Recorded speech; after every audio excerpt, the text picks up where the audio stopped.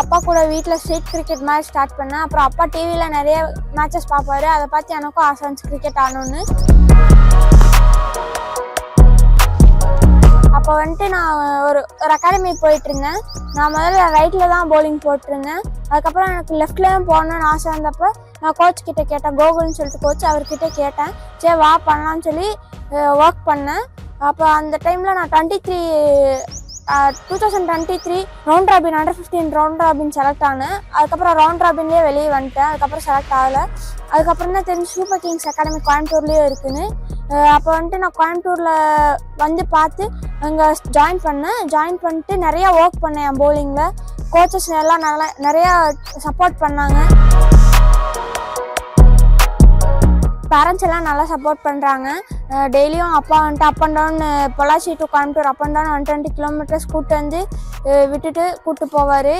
அவருக்கு எவ்வளோ ஒர்க் இருந்தாலும் எனக்காக வந்துட்டு கொஞ்சம் டைம் ஸ்பெண்ட் பண்ணி டெய்லி எனக்கு கூப்பிட்டு போவார். நான் ஃபர்ஸ்ட் ரைட் ஆர்ம் ஸ்பின் தான் போட்டிருந்தேன். அதுக்கப்புறம் லெஃப்ட் போட ஆரம்பித்தேன்.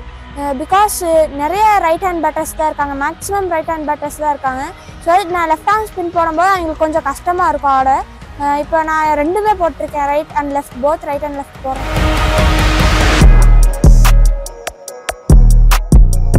இப்போ அவங்களோட ஒரே எய்ம் ரைட் ஆர்மும் பண்ண முடியும், நேச்சுரல் ரைட் ஹேண்ட்றதுனால ரைட் ஆர்மும் பண்ண முடியும் அப்படிங்கிற ஒரு காரணத்துக்காக சரி ரைட்டும் ட்ரை பண்ணலாங்கும்போது சாரு கோச்சஸும் சாரு லோயிஸ் சார் எல்லாம் ஓகே பண்ண முடியும் அப்படின்னு சொல்லும்போது இப்போ அதை பண்ணிகிட்ருக்காங்க.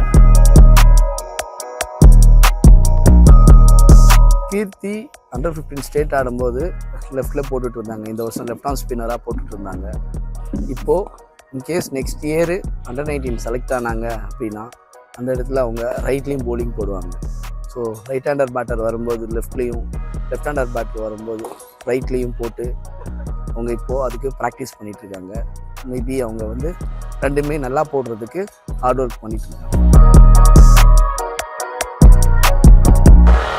2024 ஃபர்ஸ்ட் ஃப்ளேயர் கப் ஆடினேன். ஃப்ளேயர் கப்பில் வந்துட்டு ஆல்மோஸ்ட் எல்லா மேட்சஸும் எனக்கு சான்ஸ் தந்தாங்க. நான் நல்லாவும் பண்ணேன். கோச்சஸ் எல்லாம் நல்லா சப்போர்ட் பண்ணாங்க.